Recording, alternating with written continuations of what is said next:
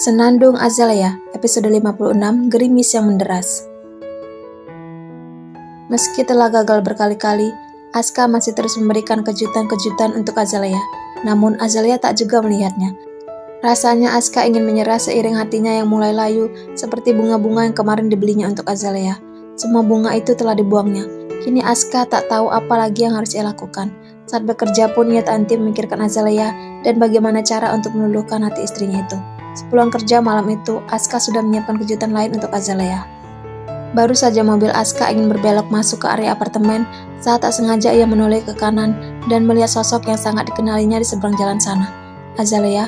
tanya Aska dalam hati. Demi memperjelas penglihatannya, Aska turun dari mobil. Meski berjarak cukup jauh dan pandangannya sedikit terhalang kendaraan yang lewat, Aska tetap bisa mengenali sosok mungil istrinya. Azalea masuk ke dalam mobil setelah seorang pria membukakan pintu, lalu pria itu memutar ke arah kemudi. Aska yakin pria itu adalah Barata. Mobil yang ditumpangi oleh Azalea itu terlihat masih berusaha masuk ke badan jalan. Aska bermaksud menghampiri Azalea dengan menyeberang karena jika menyusul dengan mobil, ia harus memutar cukup jauh dan lama. Tak jauh dari sana ada sebuah jembatan penyeberangan, namun Aska memilih langsung menyeberang di jalanan yang padat untuk mempersingkat waktu.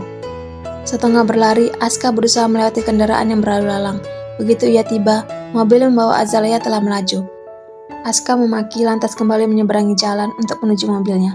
Ia mencoba menelpon Azalea tetapi tak diangkat. Tak mau membuang waktu, Aska melajukan mobil dengan kecepatan tinggi. Ia akan menemukan Azalea kemanapun istrinya itu pergi. Sementara itu, Azalea termenung. Ia sedang dalam perjalanan bersama Barata mengendarai mobil pria tersebut.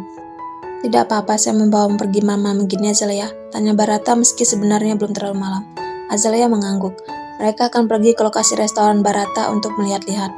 Barata telah membeli sebuah bangunan coffee shop milik temannya yang akan pindah tempat. Bangunan 1,5 lantai itu terdiri dari satu ruangan besar indoor dan rooftop di atasnya.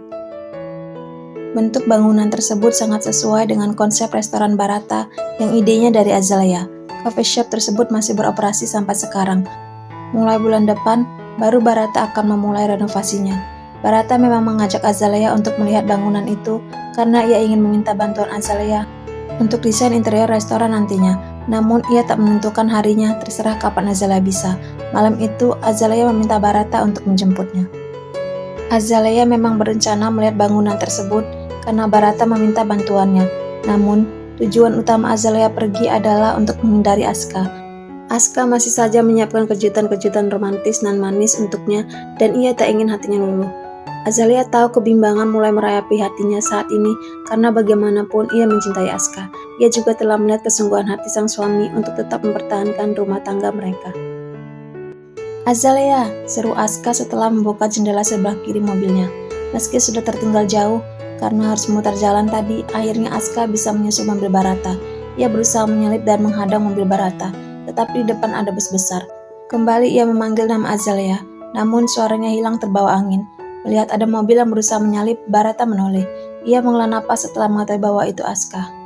"Azalea, Aska menyusul kita. Kamu mau kita berhenti?" tanya Barata. Mendengar itu, Azalea melihat ke sebelah kanan. Mobil Aska sudah tak tampak. Ia lalu memutar pandangannya dan mendapati mobil Aska berada di belakang mereka. Setelah beberapa saat memandangi mobil Aska melalui kaca spion, ia mengalihkan pandangannya lagi.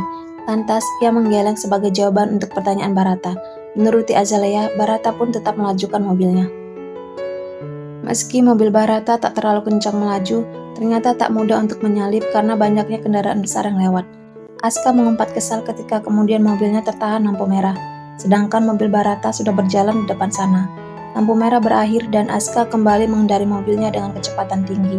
Namun, lagi-lagi laju mobilnya tertahan saat akan melewati rel kereta api. Portal pembatas rel telah tertutup karena akan ada kereta yang lewat. Kembali Aska mengumpat. Setelah melalui perjalanan panjang dan sempat beberapa kali kehilangan jejak, akhirnya Aska bisa melihat mobil Barata lagi meski masih cukup berjarak.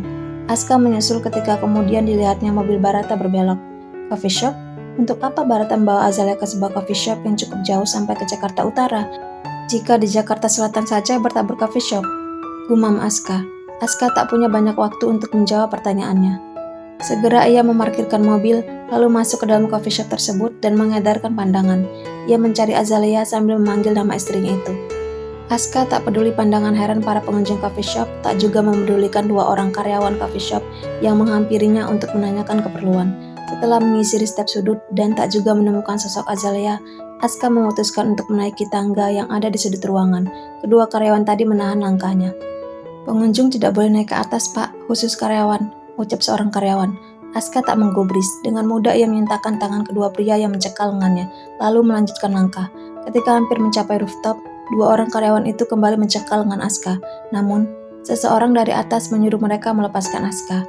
Setelah mendengar perintah Barata, kedua orang karyawan itu melepaskan Aska dan kembali menuruni tangga.